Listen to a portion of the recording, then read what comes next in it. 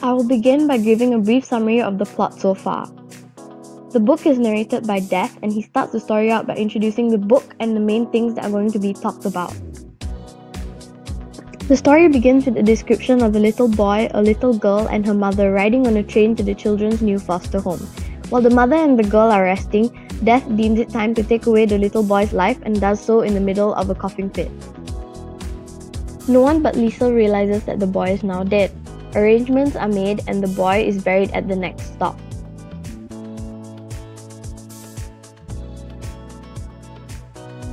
Not wanting to believe that her brother is dead, Liesl starts to dig at the ice until her hands start to bleed. She has to be dragged away from the burial site, but she glimpses a book on the ground and takes it without being noticed. Fast forward to when she arrives at the home of Rosa and Hans Huberman, her foster parents-to-be. Initially, she did not want to leave the transport car as her foster mother Rosa seemed extremely intimidating. However, she eventually left the car as a result of Hans Huberman's gentle coaxing. Following a few days after her arrival, she finally warms up slightly to Rosa and develops what seems to be the beginning of a loving relationship with Hans. Now I will be introducing the characters in these two chapters. The first character is Liesl's mother. She appears only in the beginning of the book and is not a very important character. The second character is Liesl's brother, who remains nameless and is the character that dies at the beginning of the book. The third character is Liesl herself, whom Death keeps referring to as the book thief. She is the main character in this story and the plot revolves around her. Fourthly, we have Rosa Huberman, Liesl's intimidating foster mother, who seems tough on the outside, but in actual fact, she truly loves Liesl. Lastly, we have Hans Huberman, Liesl's foster father, whom is a very kind and loving man and makes Liesl feel comfortable in their household. He is also one of the first people Liesl warms up to. The setting of this story in this chapter begins in a train and progresses to the small Huberman house on a street called Himmel Street, which translates to Heaven Street.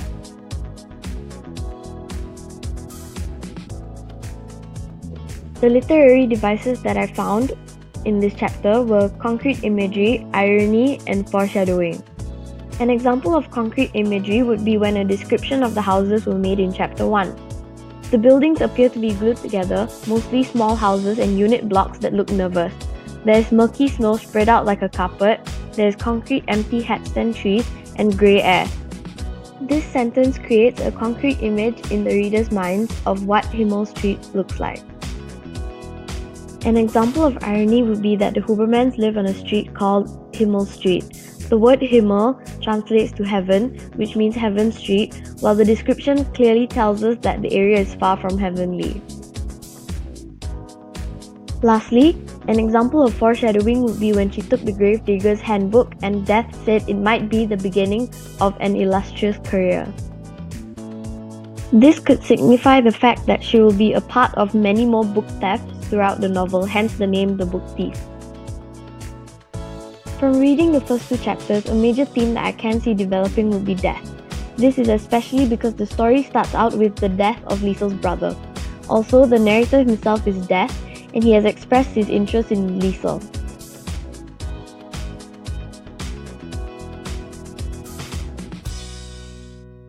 Death's nickname for Liesl is the Book Thief. Evidence in the book that I found which proves that death is a likely theme is that at the start of the chapter, Death himself says that seeing Liesl made him interested even though he knew he should keep his distance. Later in the chapter, he says that he did not heed his own advice.